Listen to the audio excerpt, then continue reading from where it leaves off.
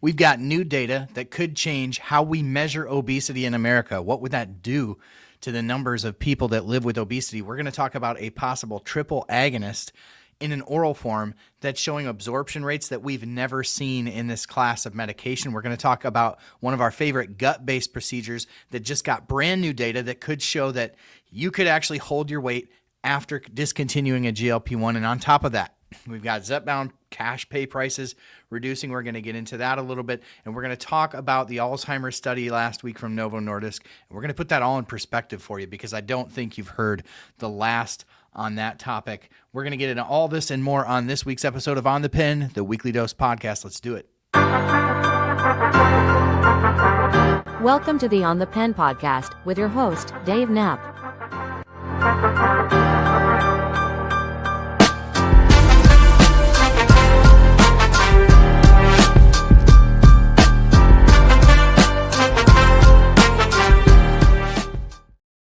Welcome to this week's edition of On the Pen, the Weekly Dose podcast. I'm your host, Dave Knapp, man on a Manjaro. That's why I'm here.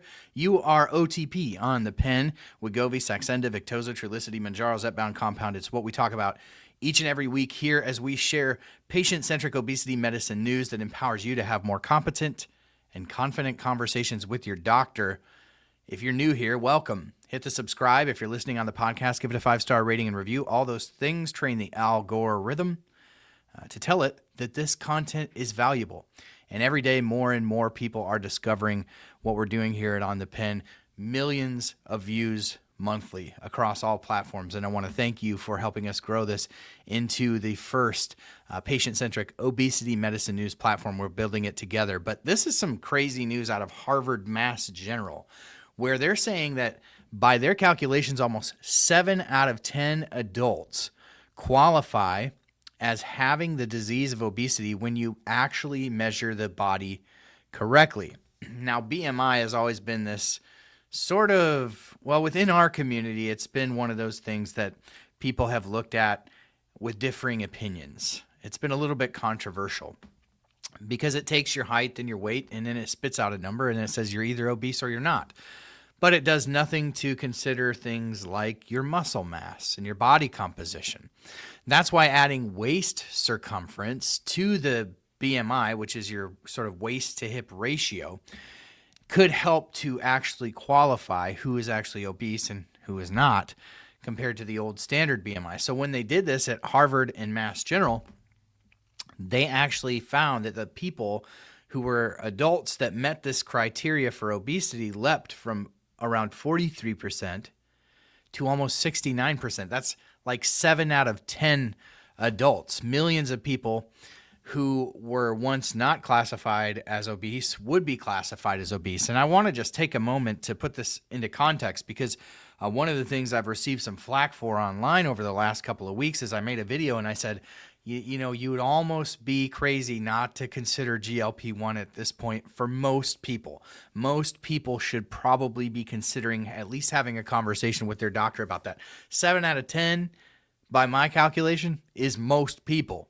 I mean, this is a huge deal. So when we add things like waist circumference to the BMI, I think that helps to give a little bit of context and actually puts more people into that category where, hey, you want to definitely get things into check before the wheels come off metabolically. Listen, if I would have had the chance, knowing what I know now about how these medications have been proven to help people avoid getting type 2 diabetes if they're pre-diabetic, you better believe I would have been all over this. So this is some really interesting information. We'll have to get into this a little bit deeper on the Substack this week, but I wanted to lead with this because millions of people out there who are probably walking around and feeling like their body's fighting against them, but the BMI might look normal, right? the study could actually be validation for some of those people that are feeling the effects of food noise, that are feeling the effects of metabolic dysregulation, because in the end, the BMI is just not the greatest tool. So curious to know if you guys have seen this one. If you haven't, we'll get into it a little bit deeper at obesity.news later this week. Of course, everything that we mentioned in terms of links on the podcast can be found at otplinks.com. That's why we leave this up here for you at the bottom of the screen if you're watching on YouTube or if you're watching on X. Now, this is an interesting one. We led off talking about a new oral triple agonist. And this is from a company called Ascletis, ASCLETIS. I'm not quite sure how to say this, but the molecule is ASC37. And this is one that is a triple agonist targeting GLP-1, GIP, and glucagon receptors. And that sounds familiar to you. It sounds familiar because that's what retatrutide does. Retatrutide, which will be coming along sometime probably 2027 on the market. Of course, by my calculation at this point, it's hundreds of thousands of people are already taking knockoff versions of this from the gray market around the web to varying degrees of success. It's very interesting to follow the conversation. You know, about a week ago, I lost my TikTok account. Thankfully, we got it back. You know, I'm fatigued of even keeping track with my own what I've lost and what I've gotten back. I mean, who cares at this point? We know we're here. We know we're loud enough, and we know we're bigger than just one silly platform that decides to discriminate against the content that we do. But I digress. One of the things that happened to me is I had to start a backup account. When I started this backup account, I was thrust into this new algorithm on TikTok, and it was terrifying. It was terrifying. Why was it terrifying, Dave? Well, it threw me into the peptide world immediately on TikTok. And immediately, two things. Immediately, I was just super pissed because I was like, you're telling me that this type of content where people are selling gray market retatrutide, in some cases, these were kids, like very obviously like a 15, 16-year-old kid who was talking about ratatouille, unabated, while, we have spent the last 3 years trying to build a respected, trusted platform where we're very careful about what we share and how we share it. And always encouraging people to just have better conversations with their medical provider. So the gray market is outside of any regulation. It's outside of any of the checks and balances we have, like a written prescription from a doctor, right? It is what it is, right? And no knock to people who decide that they're going to try that because that's their only hope. I'm not talking about them, but I am talking about 15-year-olds on TikTok hawking this stuff, which is just wild. Wild that algorithm is not smart enough to pick up on that, yet we lose our account. But I digress. So retatrutide is the first triple agonist to be nearing phase 3 clinical trial ending. We got one ending pretty soon, actually, in with a primary endpoint of reducing pain in osteoarthritis of the knee, I believe, to be specific. We're going to get that data soon, right? Which is very exciting. And this one is an oral version that follows those same receptors, targets those same receptors. And here's some of the early signals that we've seen in primates. So this is preclinical. It's obviously in animal studies right now. But the oral bioavailability is at 4.2%. That's 9 times higher than tirzepatide. It's 30 times higher than semaglutide. It's 6 times higher than retatrutide. 57 times higher drug exposure than oral retatrutide, and a half-life around 56 hours. Strong in vitro receptor activation than retatrutide across all 3 targets, and it's early, but these are some astounding numbers, again, as reported by Ascletis, the company that's making this. Now, I don't know if they've done anything to the peptides to make them more oral bioavailable, or if they're just raw dogging the peptides orally. How they're doing it, I don't know, but this seems to be a pretty intense claim that this oral version of this triple agonist has some real bioavailability. And when you talk about the potential of targeting these 3 things, and we know what injectable retatrutide does in terms of being just a metabolic game changer, it's easily will be, once it's approved, assuming it is, it will be the most powerful metabolic modulating drug to ever hit the market. So we get excited when we hear about this stuff. If you want to look it up on your own, the molecule is ASC37, the oral triple agonist from Ascletis. One to watch for sure. Now, just this morning, there was some awesome news that dropped. We've been talking for months and months and months about, well, actually, we're getting up on a year, the first time we had the CEO of Fractal Health on our channel. And Fractal is a company that is developing a few endoscopic, minimally invasive outpatient procedures that are pretty exciting to watch. One of them is this program called the Revita program. And it's in a study right now called Reveal 1, where they've enrolled people who have lost at least 24% of their body weight on a GLP-1 and then stopped. I shouldn't have said at least. I should have said an average of 24% of their body weight. And once they get to this 24%, they stop the injections altogether. And then they receive one Revita procedure.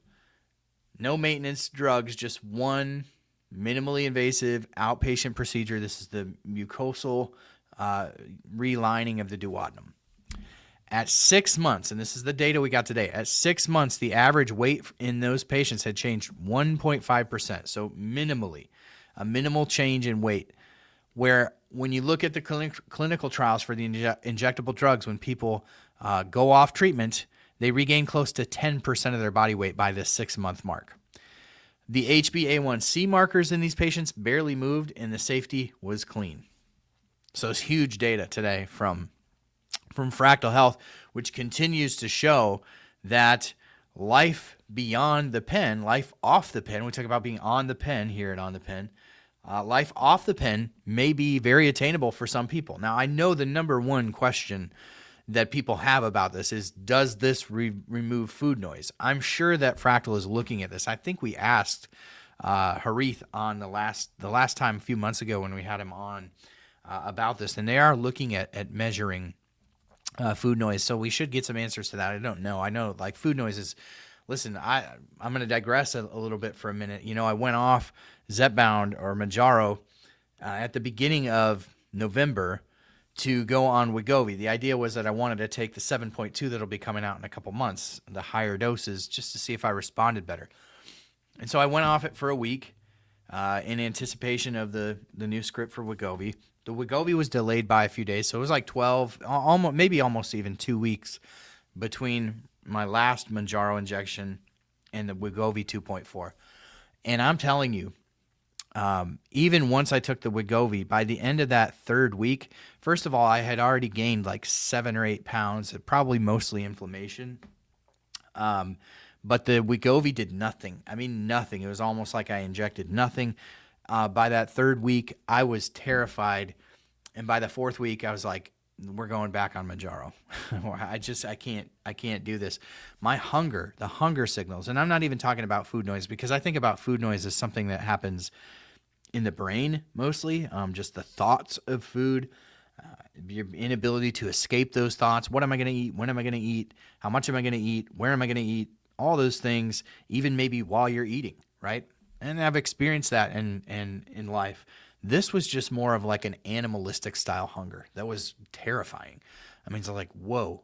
And what I equate it to is like, if you've ever done a really rigorous workout, like a ton of cardio or maybe a really heavy lift, and I don't know about you guys, but once I do that, my hunger is through the roof. I'm just like ravenous. And that is how I felt for like the last month. And so I'm back on Mounjaro, never again. I don't care. I can't imagine the 7.2 milligram dose of Wegovy is going to put a dent in the way that it felt to go off Mounjaro. And it's interesting because I've done this switch before. Maybe it's been a couple years maybe now. Maybe not quite that long, but going off of Mounjaro and onto Ozempic I did gain a little bit of weight in that time, which eventually came back off with the Mounjaro, but I did not experience the hunger this way. And so it was just wild and terrifying.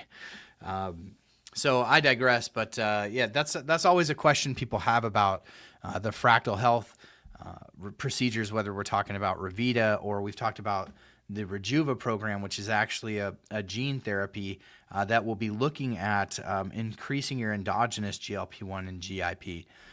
That one I think would help probably with food noise. But the whole idea is just to get yourself signaling right again, to get your gut that's dysfunctioning. We've always known ever since we got into the science of this, like, this makes sense. There's hormonal dysregulation going on. And the hypothesis of fractal is if we can restore that signaling properly, we can help people maintain their weight loss. And so that's really exciting, I think, for the idea of having a minimally invasive outpatient procedure that can get you off the pen and help you to maintain that weight loss so that you're not reliant on the pen for your whole life. Now, with the cost coming down on these things, and that's the next segment that we'll get into, it'll be maybe less of a big deal for some people, but not everybody wants to be on a shot for life. And so I think this is a really exciting thing to look at with Fractal Health. We sent out a Substack article about that earlier today at obesity.news. Make sure you're signed up there for your email alerts to get all this breaking news when it happens. I want to take a moment to thank our sponsor, Shed. If any of these medications sound intriguing to you, if getting on the pen sounds like something that might be a benefit to you as someone living with the disease of obesity, I highly recommend you check out our partners at Shed. They're the headline sponsor of the podcast here. You can go to tryshed.com and use code OTP25 to save 25%. But more importantly, TriShed is going to connect you with a provider that has the ability to prescribe the medications that we talk about on this channel when they are medically necessary. They're going to be able to point you in the right direction of the right support products that you may need on your journey to deal with the things that come along with this, because there's no free lunch. Anytime you start a new medication, it typically comes with some set of side effects, something. There's always a trade-off, right? And you should be aware of the fact that there are trade-offs, and all of that information be available at tryshed.com within a couple of clicks. And check it out. Our partners at Shed make this podcast possible, so give them some love in the comments of the video as well. We thank them for their belief in what we're doing here, bringing patient-centric obesity medicine news. Now, if you're interested in the Zepbound vials, because that's the news story we're going to talk about, those are available through Shed. The cash pay Wegovy, the cash pay Zepbound, all available through the Shed platform if you're trying to get access. Of course, you can also get access if you want to through your primary care provider who can write these prescriptions, but not everybody's primary care is open to this. I saw a stat this past week that many people who are on a GLP-1 aren't even telling their primary care doctor. Probably a pretty good indication that you're with the wrong doctor to begin with if you don't even feel like you can be open with that doctor and honest about a medicine that you're taking. But I digress. Again, a lot of digressing today. Kind of the mood that I'm in, I guess. But yeah, the Zepbound vials, we saw some price decreases this week starting yesterday. You can get the Zepbound vials for as low as $299 a month for the starting dose of 2.5 milligrams of Zepbound, which is an exciting drop in price there. Now, the previous price was $349, so that's a drop of $150. But with the 5 milligram dose, you were paying $499. Now you're going to pay $399. So the 5 milligram dose gives you a $100 discount. The rest of the doses, 7.5 through 15, are going to go down from $499 to $449. Here's the good news. We did an informal poll on the YouTube channel yesterday, and I asked, is this enough to move the needle to get you off of compound and onto the branded? And most people said no. And the follow-up question was, if not, and I kind of sensed that the answer from the community was going to be no for most people, what would the price have to be in order to get you to come down off of the compound and onto the branded, which I think is the goal of Lilly here? And most people said between $200 and $300. If it was between $200 and $300, I would go for the branded every time. Now, the interesting thing here is over the next 24 months, the Most Favored Nations agreement does say that the cost of these medications will come down to $250 a month over the next 24 months. So if true, what does that do to compounds?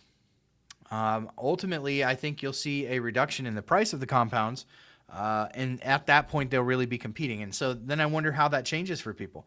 If the compounds become $150 a month, do you still go to the compound or do you go to the branded? Because ultimately, every move that pharma makes, there will be an equal or opposite reaction, you would think, from the compound industry. Now, do these price changes move the needle on the price of compounds currently? I don't really think so, because I think people, by and large, are pretty uninformed about their options. I was pretty shocked, even within our own community, at the number of responses I got to the Lilly Direct price change, at the number of people who didn't realize that their doctor could prescribe it, who didn't realize that this was even an option. So, I think that a lot of the marketing that exists out there relies on people not really being that informed, which is why I do believe that you need to hit that thumbs up button right now, and you need to give the podcast a 5-star rating and review. All of those things are actually going to help to tell the algorithm that this is content that's worth getting out there, because ultimately we want you to have more competent and informed conversations with your doctor. And of course, understanding what those options are is part of that, whether it's compounded options or whether it's branded options, whatever it may be. And we support anybody who is working with their doctor to find the right solution. We want your care for the treatment of your obesity to be treated like a disease. You would go to a doctor for any other disease, and you would have that be a physician-led experience with your input and your knowledge and your desire to get better. And so anytime somebody is working with their doctor to get better health, we support whatever it is they want to try to get to where they want to be from a health standpoint. So being informed is a huge part of that. And so I want you all to be just doing your part to train the algorithm, because we got to get this message out. We're going to have a really big announcement on another tool, another huge resource that we're going to be offering the community, specifically the Medicare community, in the coming months. So stay tuned for that. Put Medicare in the chat if you are interested in what that may be. Some of you may already even know if you've been on some of my TikTok lives that we've been doing. The last story I want to get into is a story that we've talked about sort of ad nauseum through the different social media platforms over the last week. Well, we got some data from Novo Nordisk on their Alzheimer's trial, the Evoke and Evoke Plus trial, and we knew that didn't shake out the way that we wanted it to, in terms of really showing that it was superior to placebo and slowing the progression of Alzheimer's. Now, I want to give this a little caveat, because I've seen a lot of really... what's the word I'm looking for? I've seen a lot of reporting on this in the mainstream media that lacks the nuance that this conversation deserves. The first thing is, by estimation, Novo Nordisk spent $700 million, 70% of $1 billion, on what some people call the lottery ticket. A really expensive. If it works, it's going to pay off huge. If it doesn't, it's a bust for the company. First of all, I want to say kudos to Novo Nordisk for running this trial. And I want to give a little bit of context into why I think this isn't the last word that we're going to hear on GLP-1s. And I don't think it's the last word we're going to hear from Novo Nordisk. The reason is, and I think it's so important for people to understand, that this was a Rybelsus trial. This was a 14 milligram oral version of semaglutide.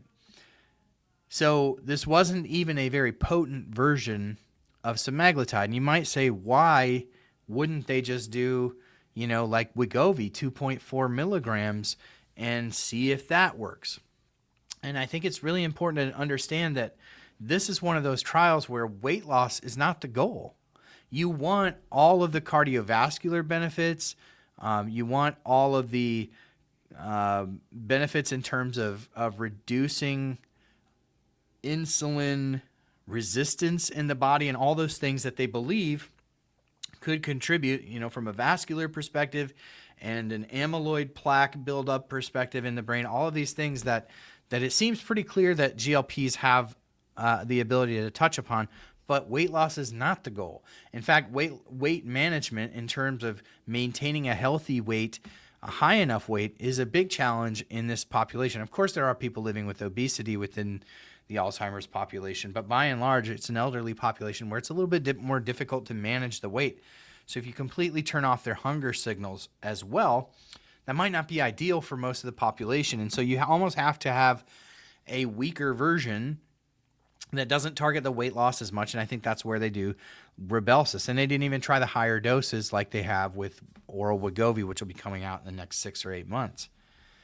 So I wanted to give that perspective. I think the positive thing is we do see Lilly and Novo moving in the directions of developing molecules that maybe touch less on the weight loss, but still touch on the GLP-1 pathway or the incretin pathways or the amylin pathways in ways that don't necessarily knock out the appetite as much as they knock down the desire for maybe other things. So we were talking about brenipatide a few weeks ago from Eli Lilly is the main one that comes to mind in terms of brenipatide and being a GIP receptor agonist. It's a straight GIP receptor agonist, as I recall, that's designed to target neurological issues like alcohol dependency, opioid dependency, and even asthma, which there's a neurological component to, believe it or not. And so all of those things would be things where you're trying to target, that area of the brain that turns off the noise, whatever that may be, but doesn't necessarily turn off the desire to consume food, because that's not the primary goal. And so you'll see this evolve over time, and we'll continue to follow this stuff as well, because this is hugely meaningful. And so I just want to reiterate my gratitude to Novo Nordisk for being brave enough to take the chance and to take this shot at Alzheimer's, which really I think gives data, important data moving forward. And you definitely, mark my words today, write it down, Tuesday, December 2nd. We need to get a little journal where we can start writing this stuff down. But you have not heard the end of Alzheimer's research in GLP-1. You just haven't. And kudos to Novo Nordisk for being the first and the bravest to spend the money to do this. This was an excellent trial, even though it didn't hit exactly what we hoped that it would. So I wanted to just mention that again before we put this study to bed. There will be more data on this in the coming weeks, but didn't hit its primary endpoint. I want to thank Shapa, who has helped me to continue to be engaged in my health, even though things have been going the wrong direction. I've been in the gray zone for a few weeks now that I went off the Mounjaro, but I've been engaged. I've been still stepping on the scale. I'm not going to lie, it's been a little bit tough to step in the gray zone every day. I'm just trying to get back to that green, but it hasn't been demoralizing like the scale has, because I would have given up on that thing 3 weeks ago and not stepped on it for another month, and perhaps not even been as proactive about making the change to switch back to Mounjaro as I was with this one. I'm like, I got to get it back in the green. And so I really do think that there's something magical now, having experienced, all the zones, the blue zone, the really great weight loss, and the dark gray for one day. So I've been all over, so I see how it affects both ways. And the Shapa scale continues to be a magical way to sort of decouple this idea of the numbered scale, right? Which just really messes with my brain. So when I'm engaged with the scale, I'm engaged with my health. And when I'm on a numbered scale, it's fickle. And then I get fickle about stepping on it. I step on the Shapa scale almost every day when it's feasible for me to do so. Some mornings are a little bit crazy. Getting 4 kids ready for school. They have to be at school at 8 a.m., so we're up at like 6:30 in the morning. And sometimes I just don't get on the scale before I eat something, and I don't like to do that. So every now and again I miss it, but I'm engaged with this thing in a way that I never engaged with the numbered scale, especially during severe weight fluctuations. So want to thank them for being a sponsor. If you want to check out them, you can check out the Shapa scale at home.myshapa.com/OTP. And if you use code OTP30, you can save 30% on the Shapa scale. And everything that we talked about here is available at otplinks.com.